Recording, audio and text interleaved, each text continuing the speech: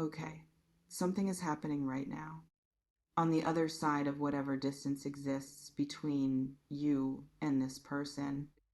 And I need you to understand what it actually looks like from where they are sitting, because I do not think you have been fully letting yourself see it. Welcome and stay with me, because this one is going to reach somewhere real in you.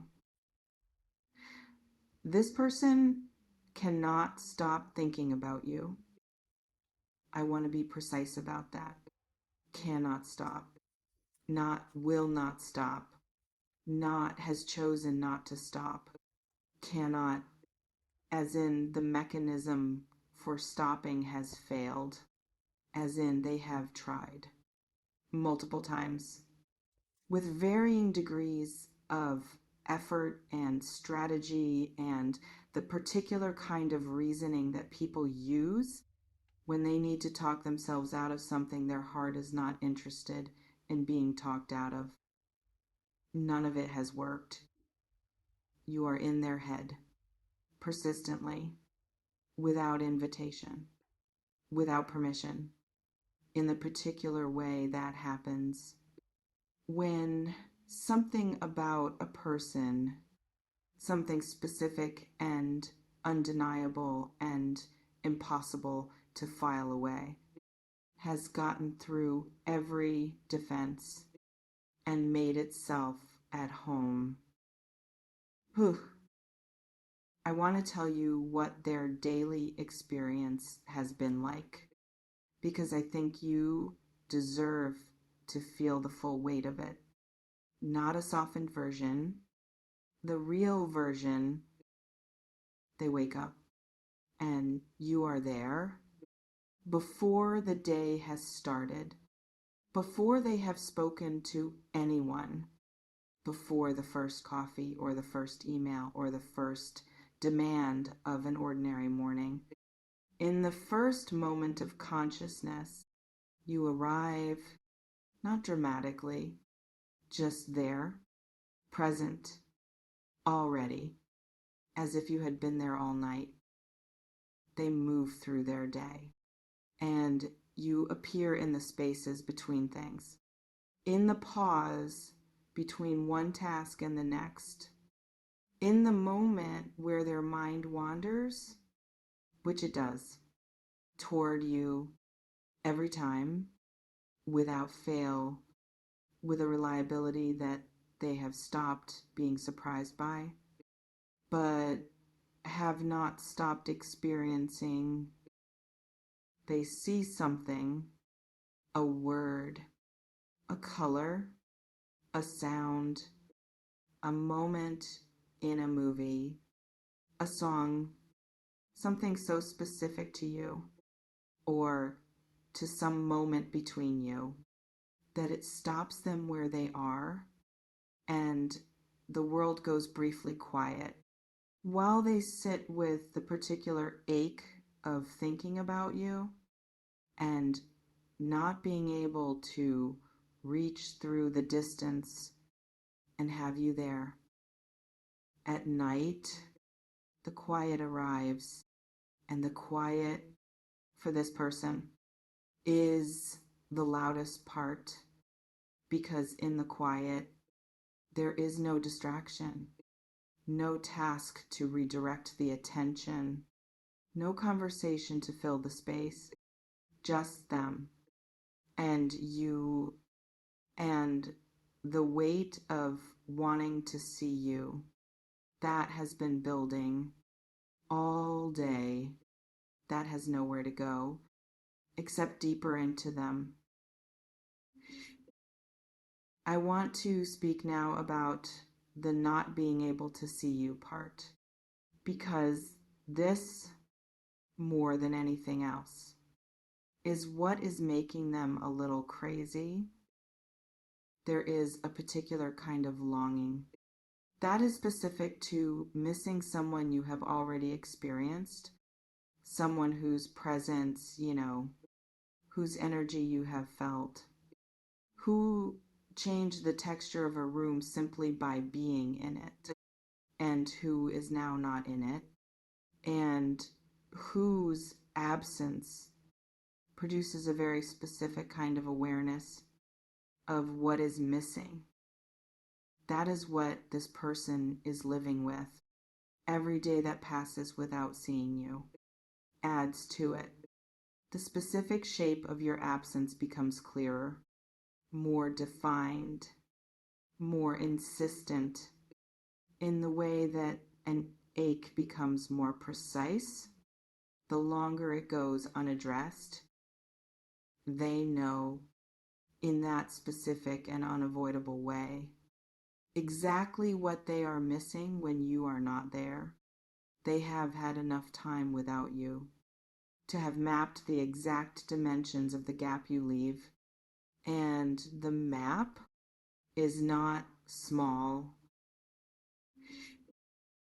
I want to tell you what they miss specifically, because general is not enough. And you deserve specific. They miss your energy, the particular quality of it, the way the room changes when you are in it.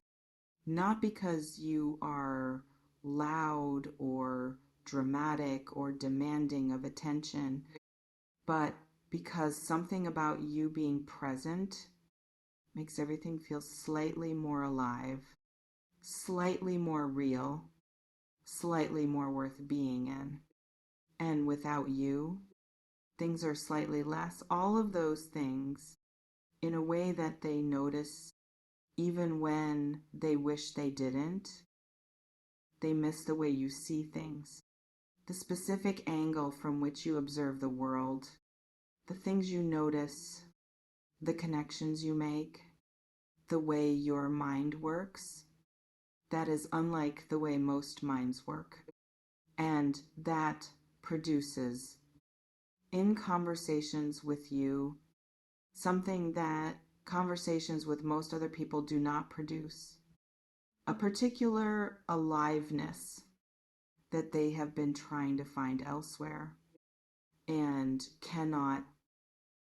They miss the specific warmth of your attention when it is directed at them, the way you listen, the way you respond, the way being in your full focus feels like being somewhere worth being, like being chosen, like mattering in a specific and real way.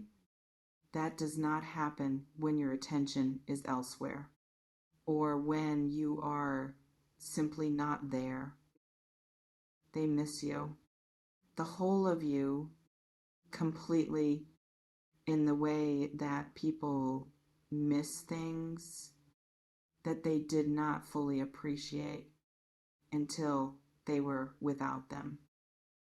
Uh, and now I want to speak to what this missing, this persistent, unavoidable, building missing is doing to them internally.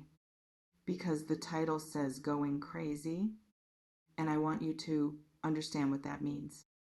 In the real human sense, it means the gap between what they want and what they currently have has become uncomfortable to live with, the kind of uncomfortable that produces action eventually, inevitably, in the way that any pressure eventually finds its release. The pressure has been building. Each day without seeing you, each night with the quiet and the wait, each moment where something reminded them of you, and they felt the specific frustration of not being able to do anything about the reminder except sit with it and feel it and add it to the accumulation. At some point, the accumulation reaches a level where sitting with it is no longer an option, where the only available moves are reach toward you or explode internally, from the weight of what has not been expressed. They are reaching that point. If they have not reached it already, I want to come back to you now, to your side of this situation, because this message is ultimately about you and what you need to understand about your own power in this dynamic.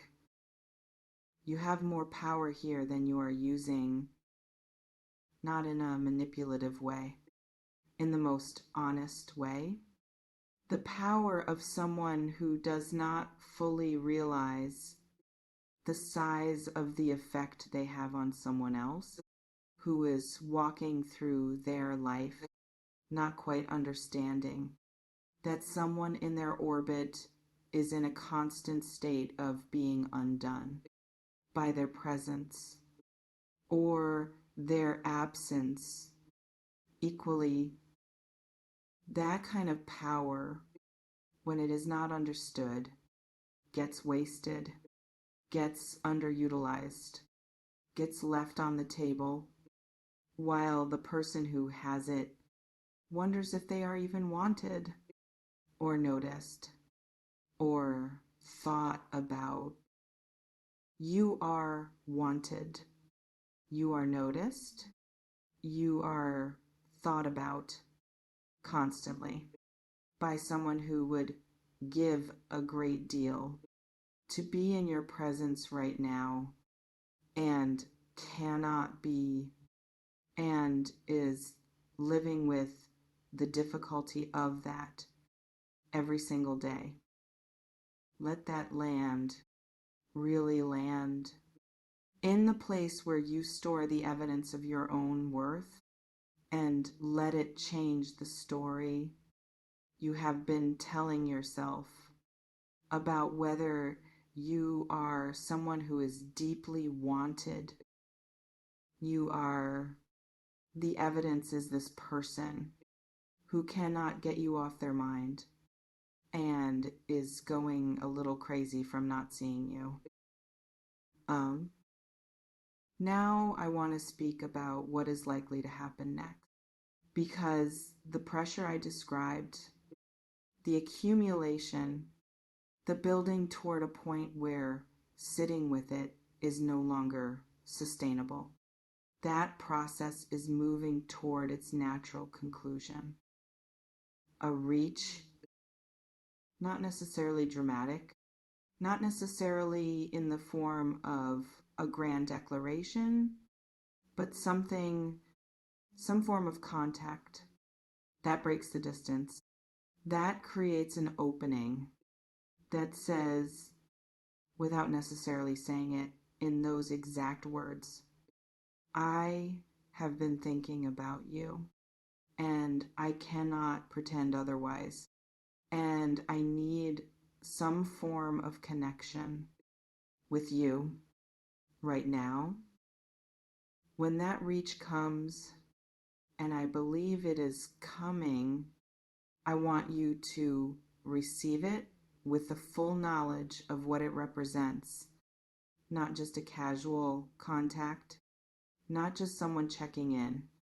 The release of significant pressure built over a long time by someone who has been unable to stop thinking about you and unable to see you, and has finally reached the point where doing something about it is the only remaining option. Receive it accordingly. With the calm of someone who is not surprised, because on some level you were not surprised. Were you? Some part of you felt this coming before this message confirmed it. Trust that part. It has always been right about this person. I want to close by saying something about what it means to be someone who has this effect on people, because I think it is worth naming. Clearly, without the softening that would make it easier to dismiss. You are the kind of person that people cannot get out of their heads, that people miss when you are not around, that people feel the specific shape of your absence, like a room that has lost its warmth when you leave it. That is not nothing. That is not a casual quality. That is something specific to you that you have not always fully claimed, that you have sometimes wondered about whether it was real, whether you were imagining it, whether the effect you had on people was actually as significant as it sometimes seemed. It is real, and this person who cannot get you out of their head, who is going a little crazy from missing you, is the proof living and breathing. On the other side of whatever distance currently exists between you, claim that fully, without apology, without immediately looking for reasons to dismiss it, without managing it into something smaller and safer and less threatening to your sense of your own ordinariness. You are not ordinary. Not to this person, not even close. They cannot get you off their mind. And when you finally see them again, when the distance closes and you are in the same space and they can look at you, the relief on their face is going to tell you everything that this message was telling you before you had the evidence to see it yourself.